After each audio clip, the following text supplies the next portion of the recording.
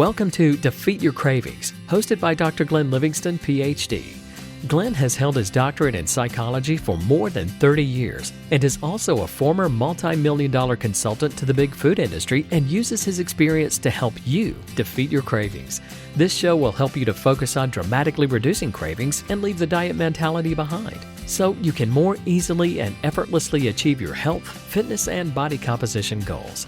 Please remember, no doctor-patient relationship is created via this show, and you are responsible for confirming any changes to your diet, health, or psychological routines with an appropriately licensed professional before implementing them. Now, before we get started, if you haven't yet downloaded the free smartphone app to access dozens of these recordings all in one place, as well as to avail yourself of a confidential community for support, motivation, and assistance, please visit the podcast link on defeatyourcravings.com as soon as possible. And now, here's your host, Dr. Glenn Livingston. I'm here with... Oh, that would be me, Howie Jacobson from Sick to Fit, Plant Yourself, and Ask Howie. That would be you, the inimitable Howie Jacobson. How I want to talk to you about something today. Yeah. And what I want to talk to you about is the notion that people are incapable of dealing with their feelings of rebelliousness. The idea that they can't make a rule because it's going to make them feel too rebellious. And they've been taught that rules are bad because anything that stimulates that inner rebel is going to lead to a binge. Can we talk about that? Oh, yeah. Sounds cool. What do you think about that, first of all? You hear that from people? You know, people that I work with, either they're not as upfront or as aware. Like, they don't give me the meta reason. They just rebel.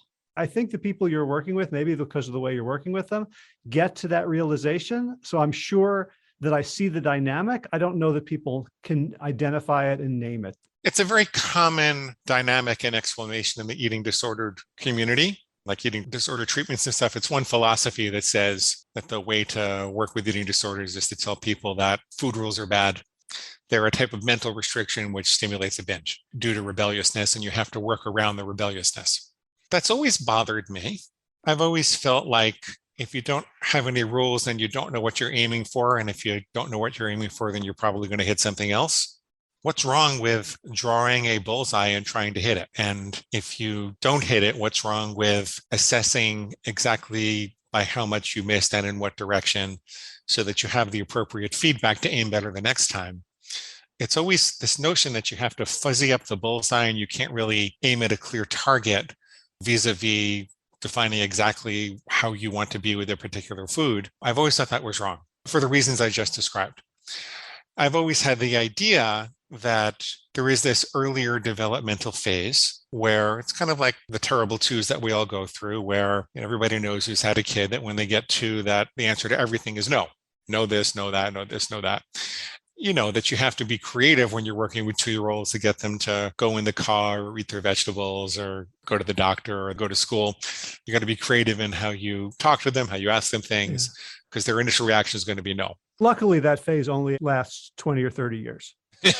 In my experience. Right. I mean, that's a joke, but it seems like people have reified that phase of life. They've reified that and said, well, there's no possibility of maturing beyond that, so I'm just going to reify it and work around my inner 2-year-old forever.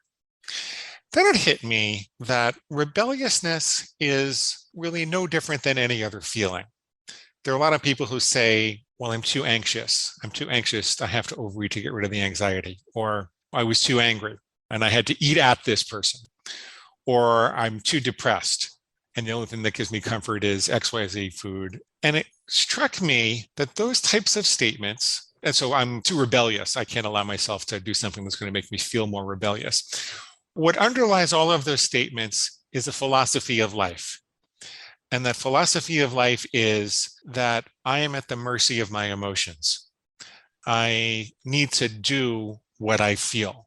But the problem with that is that while emotions can be useful, and they can motivate us to do things, and they can motivate us to connect with other people, they can also be wildly inaccurate, and they're not factual. They always say feelings aren't facts.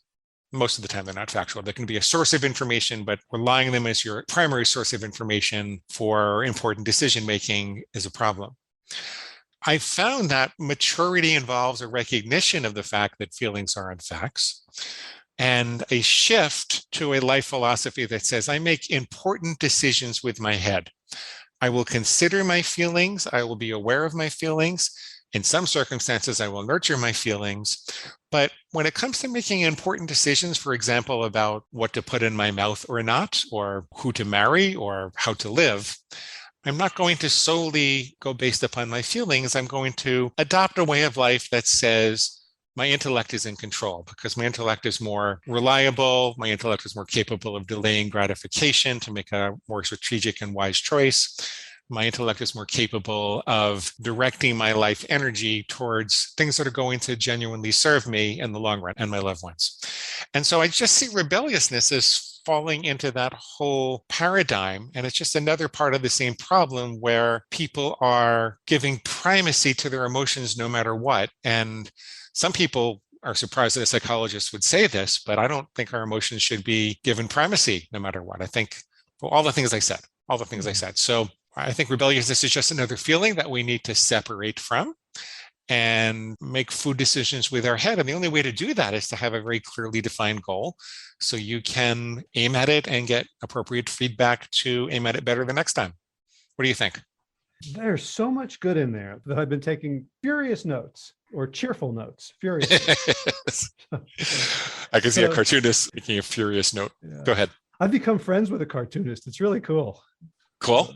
I don't feel like I'm good at drawing, but I'm beginning to see the world that way. Anyway, so I love that idea. Like, I'm at the mercy of my emotions is kind of a core life philosophy.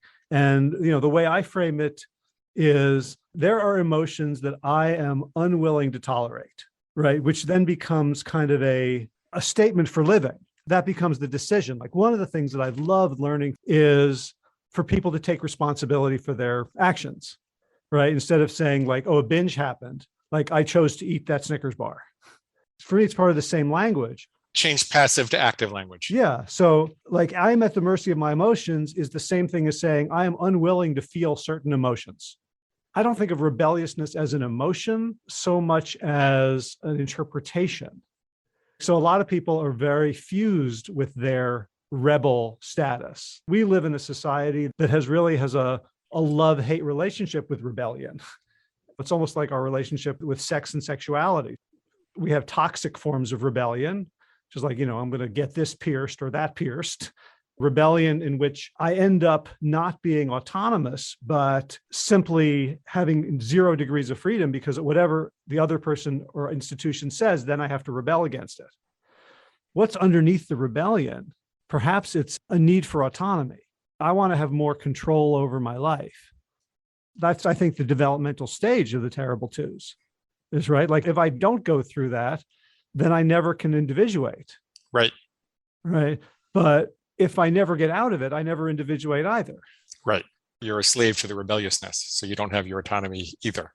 Right. When I've been working with rebellious people, I point out to them and I try to get them to recognize that the way they're eating now is something they need to rebel against. Yeah. Right. Right. You just told me you didn't have any choice. Like, you didn't want to eat that cheeseburger, but you ate it anyway. Don't you want to rebel? You're already following rules. Right. Right. Is that the rule you want to follow? Right. How about rebelling against that rule? People just don't recognize that there's a secondary gain to treasuring the rebelliousness. Yeah. It's something I picked up from Stephen Hayes' book, A Liberated Mind, which is like the idea of rules as things we can look for in our lives. What's the rule that means that I can't speak my mind in this particular situation? Mm-hmm. Any limitation that I have, we can conceive of it as rule-based. I have some rule, like I can't do this because it's not safe, or it's not my place, or who am I, or I can't let that go, or I have to defend this perspective. What's the rule that I'm following here completely unconsciously? It's a rule to say that I always have to listen to my inner rebel. That's an unwritten rule. So the question is, whose rule you're going to follow? The rebels are your own, your pigs are your own. Growing up means choosing your own rules. Right, right. Yeah, to be individuated. It's harder, right? Because you have to decide what they are and live by them. Like, that requires taking responsibility. That requires accountability. Binging is kind of the opposite. Exactly. A couple other thoughts that what you Please. said raised for me. I think we differ a little bit. Like, I'm a much bigger fan of emotions as guidance. It just might be, a matter of degree. But when I think of like, I don't want my emotions to rule my life, I think of it in two ways. One is that the emotions that I'm feeling are almost never emotions of presence. It's almost never the emotional response to this moment. If I could be fully present, embodied, aware, and responding to this moment, my emotions would be a pretty good guide. In fact, that's what they're there for, right? To move me out of danger and towards safety and abundance and whatever. But when my wife says something and I fly off the handle, it's almost never what she said. It's what it reminded me of, right? It's like this brain pattern that says, okay, this that she said is just like what your mother said when that time. And then I have an emotional reaction to something that's 52 years old. Exactly. Right. It's like, that's why I don't trust my emotions. That, and when I'm hot, right, I know that my amygdala has just shut down my neocortex. Yes, that makes the emotional experience ripe for transference from a previous experience that pulls you out of the present moment, which interferes with your ability to make good decisions in the present. Yeah. If I were truly in touch with my emotions, I wouldn't be feeling rebelliousness. I might be feeling sorrow or fear or shame or depression. I feel like the rebelliousness is like a secondary emotion when I'm unwilling to feel the primary one. And then I get to act out and be proud of myself, then have a hangover later and go, oh God, what did I do? There you go. Did you have another thought? For me, the big thing that I'm working with all my clients on is their willingness to feel discomfort in the moment. Mm-hmm. And the bigger we can make that, the more whatever the X is, whether it's rebelliousness or anxiety, depression or rage, whatever that is, I've come to realize, as I'm approaching my late 50s, the goal of life isn't happiness. Like, it's taken me a long time to kind of figure that out. That if I'm trying to be happy all the time, it's like every day has to be like today. It's a beautiful spring day here. The sun's shining. It's, 68 degrees. There's a light breeze. And I'm like, this is the weather. This is what the weather should be, and then tomorrow it's going to rain. I'm like, no, bad weather. Yeah. The essence of maturity is frustration tolerance, right? Ooh, I like that. The essence of maturity is frustration tolerance. Yeah. If you've got frustration tolerance, not frustration for the sake of frustration, but frustration tolerance for the sake of accomplishment, for the sake of being able to recognize that there are things you can do to make your life better tomorrow that involve feeling worse today, for the sake of understanding that sometimes you have to feel worse to do better. The other aspect of maturity is what we call object constancy, which is where frustration tolerance actually develops from. It's kind of like way back in developmental psychology, the infant needs to develop a frustration tolerance when good mommy isn't there. So mommy's there and she's feeding me and she's warm, and then all of a sudden she's not there. And if mom is regular enough, then I don't get overwhelmed by the buzzing, booming confusion and lack of breast milk and lack of warmth and lack of comfort right then, because I know that my good mom will come back. And if mom isn't regular enough, then that frustration overwhelms people and they don't develop frustration tolerance with regards to other people, knowing that good mom will return.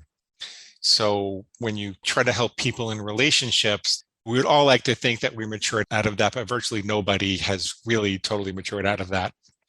You can see that it's hard for them to, my days as a couple therapist, it's hard for them to hold on to each other, to the good memories and good feelings they have of one another when they're having a fight or one of them is traveling or there's just not the availability of the other person in that way.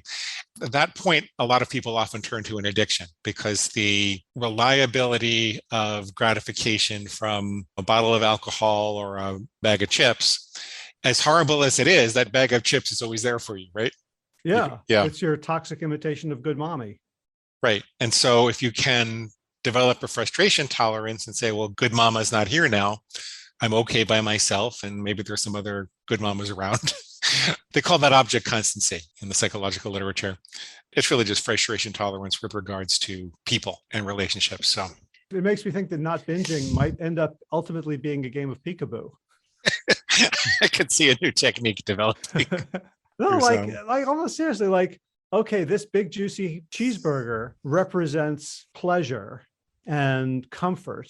And it's because I don't believe there is pleasure and comfort anywhere else. Yeah. Even though it might be a phone call away, or 5 deep breaths away, or a journal entry on gratitude away, or diving into my feeling of anxiety and being grateful for my ability to hold it.